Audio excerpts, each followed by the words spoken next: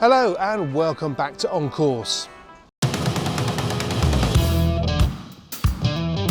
Now, while things are starting to open up, it would appear, at least up here in the UK, that summer is a little late coming to the party.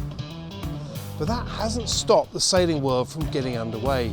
In fact, there's been loads going on, so much so that this episode is a little different. Because sometimes the stories are just too good to cut. And in this episode, we've got plenty of those.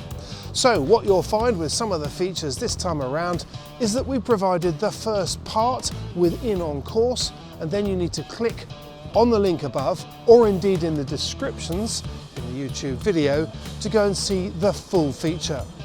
Alternatively, all of the features are hosted on the channel as well.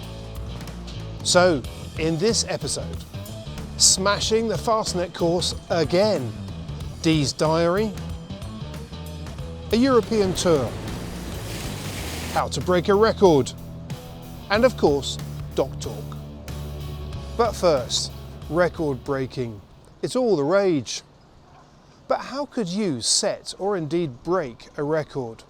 Well, one way would be to buy this boat. And while that's a great idea, a simpler and possibly cheaper way would be to use your own boat, just like the Greig City Academy crew did. More on that later.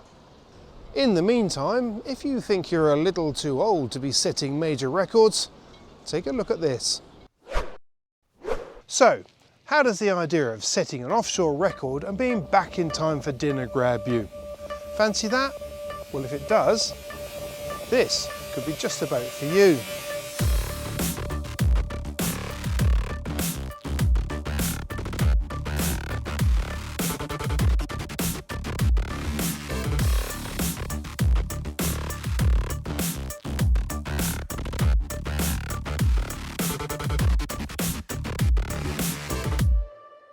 In the meantime, if you've been watching Planet Sail, you will probably know that we've run a couple of features about this boat and her blistering trips out to the Fastnet Rock and down to St Malo. This boat, and indeed her sister ships, have a bit of form when it comes to high-speed sailing offshore. But what I didn't realise when we were editing the features about this boat and her two most recent campaigns was that there was another twist to the story. The bit of this story that I really like actually centres around PowerPlay's owner, Peter Cunningham here, because he's clearly a very young, fit guy and one of the crew, but actually his dark secret is he's a little bit older than he looks. Peter, I don't want to embarrass you about it, but how old are you? I will be 80 in July. That's pretty good going for this kind of boat. I think that'll take quite a lot of people by surprise. Yeah. Took me by surprise. Did well, it? Turning 80 takes me by surprise, believe me. Yeah, but I mean, let's kick off with how do you find the boat then? I mean, this is a pretty potent boat, isn't it? Yeah, it's a physical boat, and you've got to get around. But you know, the guys they look after me, make sure they don't lift me up and down or anything like that. But I think they keep an eye out, and. Again, you can't really tell. The worst part really is down below. Up above is not too much of a problem. And, just got to be careful when the boat's really moving and hang on to something. Down below, the problem really is that the shaking.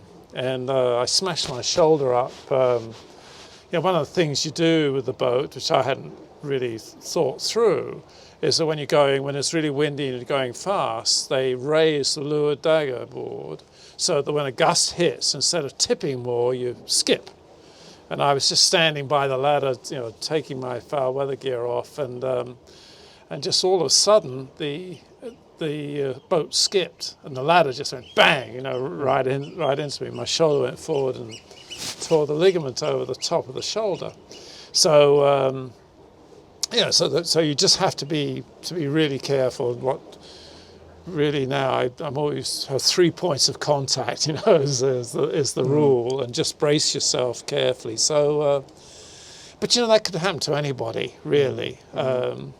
But you do lose, when you get older, you lose a bit of your balance, a little bit of your agility. But on the other hand, if you stop doing things, then you really lose it. Yeah. It's like if you don't use it, you lose it type of thing. So to me, it's to try to keep going. Honestly, I don't really think about it. It's just I just try to be a bit careful, because we got hit by a cloudburst off of the volcano. The wind went from like 8 knots to 50 knots in a couple of minutes. We ripped the Genoa, and somebody had to pull the main release here. Martin got his knife out and cut the Genoa sheet. That was an unknown, really, when I went into it, is the relationship of the boat and the crew. I haven't hit 40 knots yet. My objective is, I'm not going to sell it till I've hit 40 knots. And I always have a minder. Well, I guess also that when the world's fastest man tells you it's a bit tricky now, you probably think, okay, point taken. No problem.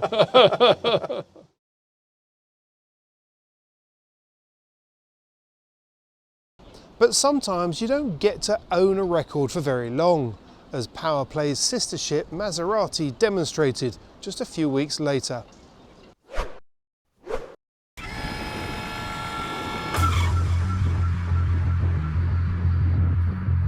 Siamo partiti, come ci aspettavamo c'è pochissimo vento in partenza. La parte critica di questo record.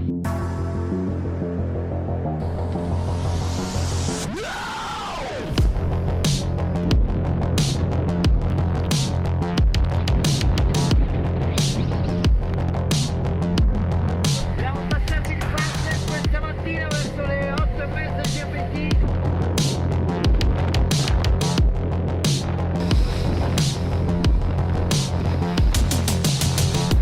Vamos! Saluta la mamma!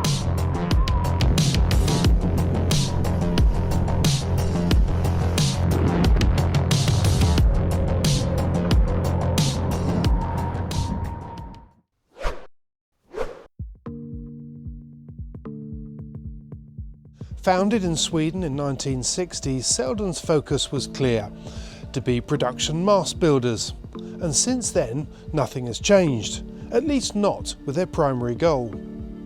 But materials and techniques have moved on substantially, and Selden has developed its business to become one of the leading players in production-built carbon spars. And it's the word production that's so important. Their CNC-controlled filament moulding process has meant that carbon spars are available for a huge range of boats, including a carbon in-mast furling system on this Halberg Rassi 50. From sports boats to blue water cruisers, they've brought the considerable benefits of carbon to the mass market and have helped to drive the carbon revolution. Their secret? Applying sophisticated production processes to make ordering and installation simple. An objective inspired by their close neighbours, Volvo. That and a relentless focus that has lasted over 60 years. If you're a racing sailor, I'd put money on the fact that faced with the silky smooth underside of a race boat, you've gone up and stroked it. And whilst you've done so, your subconscious has been totting up the hours and the effort that has gone into getting such a perfect finish.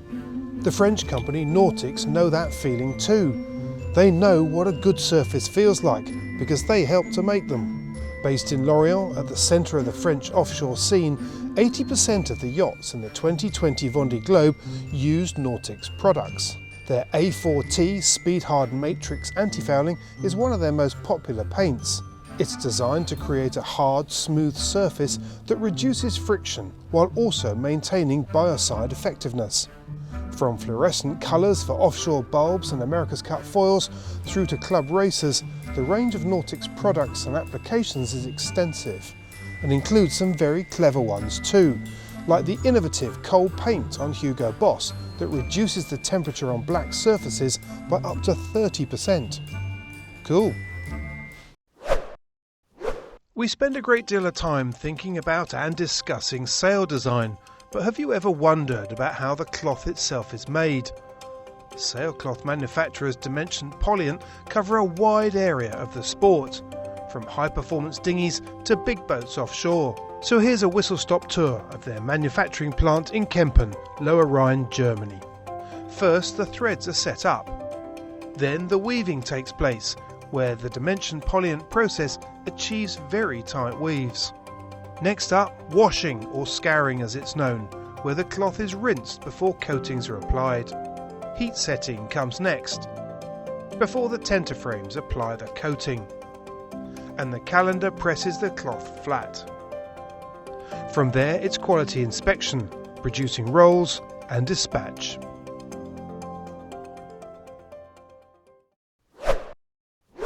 Short-handed sailing has been on the rise for some time, and recently that growth has accelerated. So this season we're following what's going on in the short-handed scene, and to help us tell that story, we're very pleased to say we've signed up someone pretty special.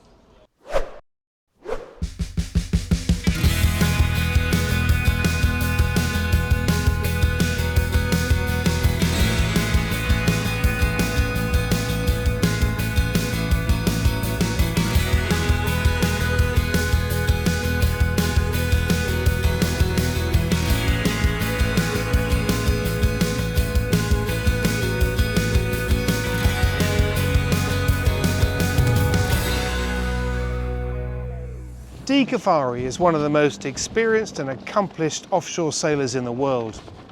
In 2006, she was the first woman to sail non-stop solo the wrong way around the world. In 2009, she went the other way around, this time in the Vendée Globe, finishing 6th. And most recently, she skippered a Volvo 65 in the Volvo Ocean Race. She's been around the world 6 times. But what I and many other people also admire about Dee is that she's a very down-to-earth sailor. Now this season sees her move into the increasingly popular double-handed scene with a new season that culminates in the Fastnet race. And what I'm really excited about is that she's going to be documenting her season for Planet Sail. So with that in mind, it was time to go and have a chat to find out a bit more. This is your new boat. Well, My new toy. it's very shiny, isn't it? She's shiny. Well, she's only a year old. Really? Is She that right? was launched May 2020. Oh, really? Okay. Well, we'll come on to that in a little bit. But first of all, what have you been up to? We haven't seen you for a little while, and it looks like you've been quite busy. Well, last year and now committed for this year is all about the double-handed sailing. So I feel like it's putting all my sailing experience into one package. There's a real growth in short-handed sailing, isn't there? I mean, it's not just in the UK, but worldwide it's picking up. Massively. I think short-handed sailing, and I think almost the pandemic has influenced it as well, because it's been possible to go double-handed sailing. It's been possible to have races happen. So it's just given more opportunity, and I think people are realising that actually only coordinating 2 people is a bit easier sometimes. When people get into it, they realise that it's really quite fulfilling as well. There's always something going on. You never get bored. You're never sitting on the windward rail for 12 hours doing nothing. Absolutely, and sometimes I wish there were a few other people to help me out recently, especially when the breeze is up. But you're right, there's always something going on. It's all down to you. It's about really good teamwork, and it's super competitive out there. And those people that have been sailing double-handed for some time really do know how to coordinate their boat and set it up, and actually us newbies are getting punished for all the mistakes we're making really quickly on the water. So I'm loving the competitive spirit. I love the action, and these boats have been great fun. Who are you sailing with? Young lad, James Hereda, just 22. He's a product of the British Keelboat Academy. Oh, is he? And he asked for some assistance because he was getting this new boat last year. And I said, I've got a bit more time on my hands, and we started sailing together, and it's been a really complementary partnership, and we're committed to this year as well, and it's going really well. I'm really enjoying sailing with him. He's got some good skills, and he's really keen to learn, and I'm quite keen that each session on the water we debrief and we write down the lessons so that we try not to make the same mistakes again. And who are you up against? Who's in the fleet? It's a really competitive fleet. I mean, if we take the 3300s alone, which is the boat we're sat on today that we're racing, we've got Shirley Robertson, on the water with Henry Bombi. We've got Stuart Childerley with Kelvin Rawlings. You know, these are people that are known for medals and world championships and have some really good skills. But there's about 10 3300s altogether in the UK, and many of us are out there training now as well. So you really, if you make a mistake, you're really punished.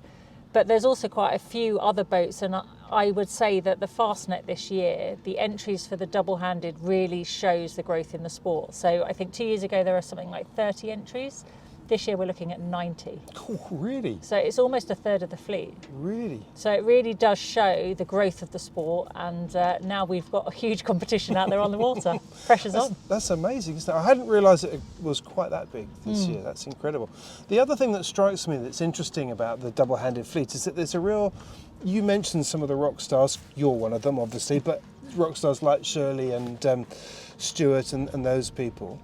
There's a sort of coming together with the amateur sailors as well, because there's been, certainly down here on the south coast for quite a few years now, there's been a big steady growth in amateur double-handed sailing, and that's sort of coming together under one roof or on one race course now in a way that we haven't really been used to over the years.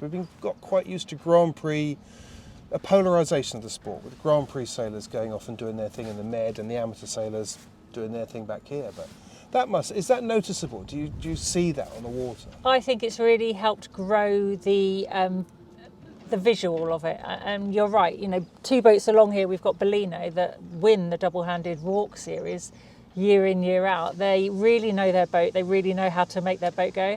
And now, at the end of a downwind, we're ahead of them. At the end of an upwind, they're ahead of us. And we're competing on the water, and we're all together, all doing it together. And I think we have lost the them and us scenario that people had fallen into, and actually it's really nice. I think it's refreshing for those people on the water, just seeing that, you know, we're all the same people battling the same issues and making the same mistakes. And I think the other thing that strikes me is actually the way that the boats are changing. I know this boat in particular, as you know, Sunfast 3300, I tested this, not this particular one, but one of the first ones last year, and went out and did a feature on it. And I was really struck by how well suited it is to, I mean, it comes in a long line of double-handed designs, doesn't it? But with each iteration, they seem to get better and better at creating boats that are easy to sail with just two people. Yeah, and I think we live in a world now where we face these restrictions, we've got travel limitations, we've got, you know, constant constraints that are making it difficult for that old picture of 10 people lined up over the side hiking to exist. So actually this is a way of sailing where you don't have to meet all those requirements and your racing will carry on. And I think that's what's given people a lot of confidence. Oh, well, I'll get one of these boats because I know I can go sailing and my race will happen. Yeah, no, it's very appealing. So tell me a bit about the series that you did then, because you did a bit of filming for us, which we're going to run. But tell us about what the series involved. So we've done a spring series, 3 weekends of just round the cans racing, races lasting around 6 to 8 hours, just within the Solent. And the first 2 were just with Rourke, and then the last weekend was with Sork, the solo offshore club. And those cumulative points went together for the series. So tell us a bit about how the series went. Well, bizarrely, we've had northeasterly breeze in the Solent, which is quite unusual, and it's been consistent for 2 weekends, and then the final weekend was a bit of a lottery, really light airs. So the first weekend we came second to Aries, which is Stuart and Kelvin, and the second weekend we came first, so we and Aries came second, so we went into the third weekend on equal points. So the pressure was on for the final race. It was really light airs. Good, excellent. Well, I think we should have a look at how you got on in the last race.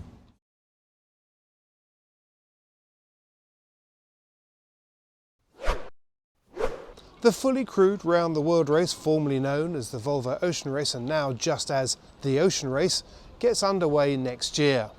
But in the meantime, the Ocean Race Europe will give us a taste of what's in store.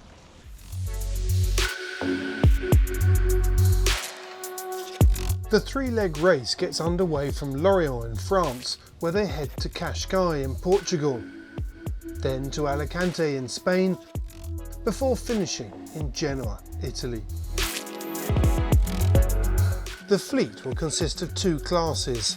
7 teams will form the VO65s, while in the Imoca 60s there are 5 teams with some big players including 11th Hour Racing, Linked Out and Coram. Racing starts on the 29th of May and Planet Sail will be there, reporting back from the heart of the action.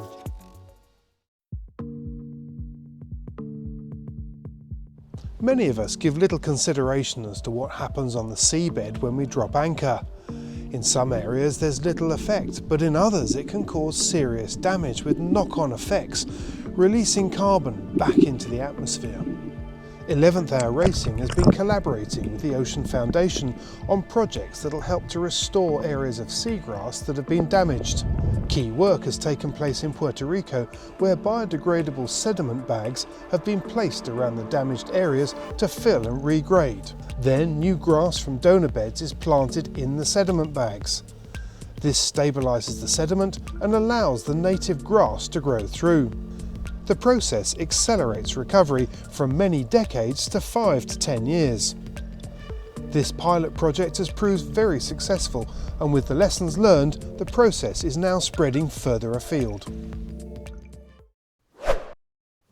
In the world of super yachts, there are those that pose in port and those that get stuck into the action. The 115-foot Far-designed Sajana is very much in the latter camp. Since her launch, she's been a familiar sight at many of the world's top regattas. She's raced a lot, she's cruised extensively, and throughout that time she's been owner Peter Harrison's pride and joy. But now she's for sale. Many will know her well from the outside, and she's every bit as impressive inside and under her skin. An innovative design, she was well ahead of her time at her launch. Her ketch configuration provides a powerful and ample sail plan that's easily managed by a small crew. A series of refits has seen her evolve, not only keeping pace with the times, but often leading the charge, and still perfectly suited to a life both racing and cruising.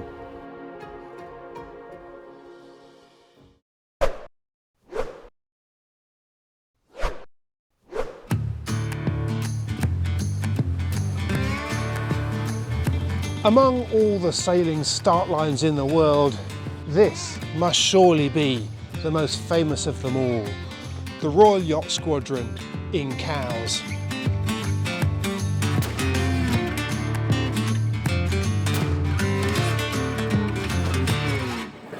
From Cowes Week to the Round the Island, the Fastnet race and many other well-known races, it's been this flagstaff, this start line and these cannons that have kicked things off. But this has also been the start line for some pretty impressive records. Most recently, a new record was set on the Fastnet course, starting from this line. Shortly afterwards, a new record was broken for the Cowes St Malo, and it's record breaking that is at the heart of a new incentive that's just been launched. So we've got a new format of record breaking. Rather than the traditional elapsed time records, we're going to base the record on corrected time. So for the first time, you'll be able to sail a record course in whatever boat you have and have your elapsed time corrected to get a corrected time record. So if you've got a Sigma 33 or a sports boat, you'll be able to have a crack at a record and have that time validated by us at IRC Records. So, I mean, ordinary sailors can be up against maxis and the kind of boats that we're used to seeing breaking records. Yeah, we're starting with IRC, mainly because IRC rates boats from 18 feet, I think that's the smallest boat that they rate so far, right up to the 100-foot super maxis that we see racing in the Sydney Hobart or the Rolex Fastnet race. To put them on the same start line on a record course would normally be impossible, but there's a good chance now that someone like Joe Richards can take his little boat and set a record around the island. Take quite a lot longer than the 100-foot super maxi, but his time would be comparable. So what kind of records are you talking about? I mean, there are loads of record distances out there, aren't there? Yeah, so our smallest course will be the Cowes start line here out to Nab Tower and back, 35 something miles. Our longest course might be a transatlantic. So IRC is flexible enough to be able to cope with that as a corrected time record. So how would people go about it then? I mean, can they start whenever they want to, for example? So the best bit about record breaking is that it's up to you to sit at home and watch the weather and plan for the best time for the wind, the best time for the tide, for your boat. So it's going to be different. For a record from Cowes, for instance, to Saint-Malo is going to be a different criteria for a small boat as it is a big boat. What you do is you look at the weather, decide that there's a window that suits your boat. You go onto IRC Records and lodge a record request. You need a YB tracker, so we log all the records by tracker, by satellite tracker, and then you've got a 14-day window from the time you announce you want to do the record to go and make as many attempts on that record as you like. So if you get going and decide that it's not happening, you miscalculated by an hour or two, or the wind didn't come in just as you expected, then you can go back and have another go, or wait for the next tide and have a go on the next tide. So you've got a 14-day window to make those attempts. Once you've done that, you switch the tracker off, plug it into your computer, and download the log file and send that off with the crew declaration for ratification. And if that time happens to be the lowest corrected time, then we'll give you a beautiful certificate and a little sticker for your coach roof to say that you've got a record-breaking boat. Interesting. Now, I mean, we're in the Solent, and obviously here the Royal Yacht Squadron is famous for records, famous for all kinds of races. But I mean, is this just a UK thing, or is it an international incentive, or? So we're going to have record courses all over the world. That's the intention. Right now, the two main markets for RRC are the UK and France. So we're launching with half a dozen courses in the UK and 5 courses in France. But there will be the ability to apply on the website to have a course suggested. We recognise that we don't know all the record courses, and there'll be clubs around the world who have a well documented race course that they like to attempt and like to race on. I know there's a few in South Africa, out of Auckland, around Sydney as well. So we expect those courses to kind of grow really quickly as well. So one of our partners is Jeannot Yachts. They've got a very successful IRC fleet. And I think it's quite nice that a record course in France attempted by a Sunfast 3300, for instance, could compare their average corrected time speed, with a course in the UK and make some comparisons. And I think in time, given that the boats are quick enough to kind of go and do deliveries, we can see that people might link different courses. So we might have a record that is Cowes to Saint-Malo, but then we might have Saint-Malo to Saint-Nazaire, and then Saint-Nazaire back to Roscoff or something, so that you could end up going and doing a little hop around and having a week of decent sailing. I guess so many people will be familiar with Strava or jogging apps, or data and logging and tracking seems to be part of everything. I mean, everybody seems to be able to tell you how many steps they did in a day, whether they went outside or not. How much does this take from that? So we've seen that sailing actually was one of the early adopters of technology. Instrumentation was on yachts way before it was on bikes, for instance, certainly for a leisure user. And yet it's been leapfrogged by other sports. So I think that we'll see in the next few years that this kind of connectivity of different people's instrumentation will come together. It's exciting stuff. It does feel like it's got the potential to really create a new style of competition and a new style of racing altogether. I hope so. What we've seen, certainly during the COVID pandemic, is that when people can sail, they should take the most of their opportunities. And not everyone can sail at exactly the same time. So what the beauty of IRC Records is that if the weather's good, and for record breaking you're always sailing your boat in the optimum weather, which is awesome as well. You're not sat bobbing around waiting for the wind to fill in and someone to fire a start gun. You know that at 9 o'clock the forecast has said that you're going to get the breeze. So get on the dock at 8 o'clock, get out there onto the start line and sail your boat on a reach in amazing conditions. Okay, so that sounds really interesting. In practical terms, when's it going to be up and running? What does it cost? How do people get involved? So it's live now. So if the weather's good tomorrow morning, you can go and have a crack at the record. There's a fee for that 14-day record-breaking window, which is scaling 3 different IRC rating bands from £125 upwards. So you just log on to the website, book your appointment with Destiny, and off you go. Excellent. Well, it sounds really exciting. I'm really looking forward to it. And if you think it's a good idea, what Planet Sail wants you to do is to go and video it. Send us the footage. Tell us your story. That'd be something.